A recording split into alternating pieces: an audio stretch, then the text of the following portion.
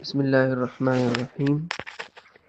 فتوحات مکیہ میں ابن عربی نے امام مہدی کی بیعت میں شریک افراد کے بارے میں لکھا ہے کہ ان میں کئی اجمی لوگ ہوں گے، ان میں کوئی ایک عربی نہیں ہوگا، لیکن یہ اجمی صرف عربی زبان بولیں گے۔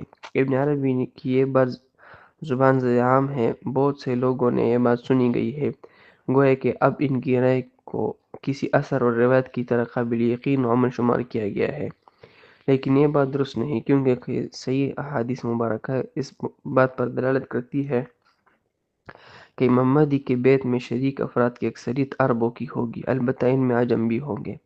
ان حضرات عجم کے بارے میں ایک معروف روایت میں ہے کنوز الطالقان، یعنی طالقان افغانستان کے خزانوں کا تذکرہ ہے۔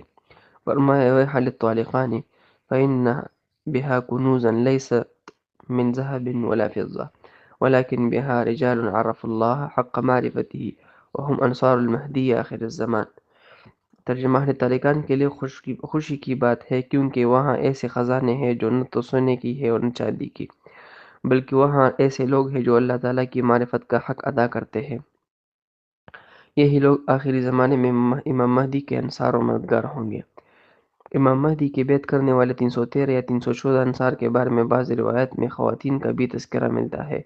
امام باقر کی روایت میں ہے کہ اس بیعت میں 50 خواتین ہوں گی، اور ایک دوسری روایت میں ہے کہ 13 خواتین ہوں گی جو زخمیوں کا علاج کریں گے۔ لشکر مہدی میں خواتین کی تعداد سے معلوم ہوتا ہے کہ خلافت مہدی میں قائم ہونے والی تہذیب و تمدن میں عورت کا ایک بڑا کردار اور عظیم مقام ہوگا۔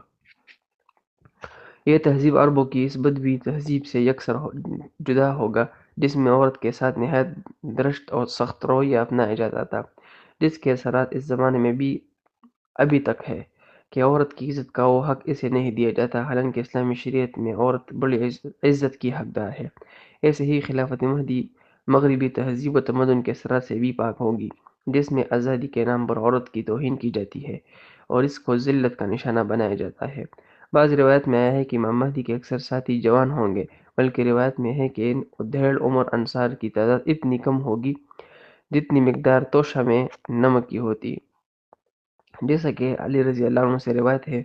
فرمایا اصحاب المہدی شباب لا کہول ما الکہول فیہم الا مثل کہل العین والملح فی الزاد واقل الزاد الملح۔ امام مہدی کے ساتھی جوان ہوں گے، ادھیڑ عمر نہیں ہوں گے، اور ادھیڑ عمر انصار کی مقدار اتنی کم ہوگی جتنی آنکھ میں سیاہی اور توشہ میں نمک کی ہوتی ہے، اور توشہ میں سب سے کم مقدار نمک کی ہوتی ہے۔